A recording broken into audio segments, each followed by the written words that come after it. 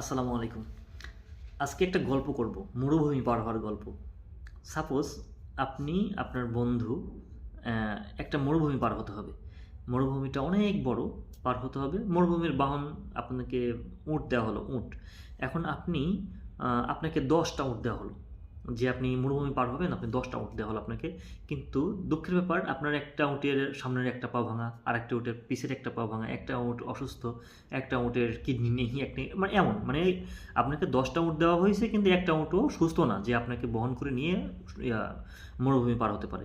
কিন্তু পাশেই আপনার বন্ধুকে মাত্র একটা উট দেওয়া হয়েছে, কিন্তু সুস্থ সবল।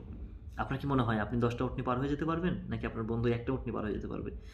আচ্ছা, যদি এখন আপনার মনে হয় যে না, আমি এই 10টা উট আমার কোনো কাজেই আসবে না, এই মরুভূমি পার হওয়ার জন্য এই 10টা উট আমার কোনো কাজেই আসবে না, বরং আমার বন্ধুর যে একটা উট আছে সেই একটা উটই তার জন্য ভালো, তাহলে এখন আপনাকে একটা কথা বলি। নামাজের শেষে যে তাসবিহগুলো পড়া হয় দেখি আমি, মানে খেয়াল করি, আপনিও খেয়াল করবেন।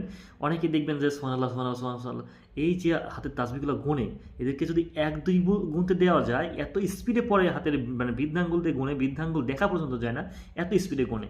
তো আপনি যদি মানে খেয়াল করেন, সে যখন তাসবিহ গুনবে আপনি এক দুই গুনবেন, 1 2 3 4 5 6 এমন করে গুনবেন। দেখবেন আপনি তাও শেষ করতে পারতেছেন না, তাহলে সে এই টাইমের মধ্যে সুবহানাল্লাহ আলহামদুলিল্লাহ আল্লাহু আকবার কীভাবে পড়তেছে? তো এই তাড়াহুড়া করে পড়ে যদি আপনার পরিপূর্ণ না হয়, তাহলে এই আপনার অনেক পড়া দিয়ে আপনি কী করবেন? আপনি অনেক পড়ছেন কিন্তু সুন্দর হয়নি, অনেক পড়ছেন কিন্তু একটারও সবগুলার ঠ্যাং ভাঙা, পা ভাঙা। তো আপনি এই যুদ্ধে কী করবেন? আর আপনার একজন বন্ধু, সে হয়তো পারে নাই, সে তো সময় স্বল্পতার জন্য বা যে কোনো কারণে সে পারে নাই, সে তো 10 বার পড়ছে বা 100 বার পড়ছে বা কম পড়ছে আপনার থেকে, অনেক কম পড়ছে। কিন্তু সে যা পড়ছে সুন্দর করে পড়ছে। এখন সে যে সুন্দর করে পড়লো এটা তার কাজে লাগবে, নাকি আপনি যে এই যে ঘন ঘন এমনভাবে পড়লেন যে 5G স্পিডে পড়লেন, পড়ে যে মানে 1000 বার পড়ে ফেললেন, আপনার এই 1000 বার পড়া কোনো কাজে আসবে? হয়তো বুঝতে পারবেন।